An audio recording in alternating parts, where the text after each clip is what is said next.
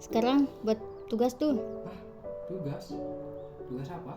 Biasa, tugas Pak Joni. Astagfirullah. Wait a minute. Who are you? Oh, Nadine. Jadi, ada beberapa upaya yang dapat dilakukan oleh wajib pajak. Yang diantaranya yang pertama adalah pemberatan. Upaya hukum yang bisa dilakukan oleh wajib pajak atau penanggung pajak apabila merasa mendapatkan kerugian dari hasil putusan pemungut pajak atau PISDAS. Jadi, wajib pajak bisa mengajukan gugatan kepada pejabat pajak tersebut dengan beberapa persyaratan yang harus dipenuhi. Yang diantaranya itu keberatan harus diajukan secara tertulis dan berbahasa Indonesia, memuat jumlah yang tertuang dengan jangka waktu maksimal 3 bulan, ditujukan kepada pejabat pajak dengan alasan yang jelas. Dan yang kedua itu banding. Banding dalam konteks pengadilan pajak adalah upaya hukum lanjutan yang dilakukan wajib pajak terhadap putusan pejabat pajak setelah wajib pajak mengajukan upaya hukum keberatan, tapi tidak puas terhadap keputusan PISDAS atau keberatan yang diajukan. Nah, ketentuan dan syarat banding itu yang pertama, banding diajukan dengan surat banding dalam bahasa Indonesia ke pengadilan pajak. Dan yang kedua, pengajuan banding mempunyai batas waktu 3 bulan. Dan ketiga, untuk sebuah surat banding harus disertai dengan alasan-alasan yang jelas.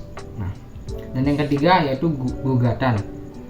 Dalam sengketa perpajakan terdapat upaya gugatan sebagaimana diatur dalam Undang-Undang Nomor 14 Tahun 2002. Wajib pajak dapat mengajukan gugatan. Upaya hukum gugatan ini diatur dalam ketentuan pasal 1 ayat 7 Undang-Undang Nomor 14 Tahun 2002.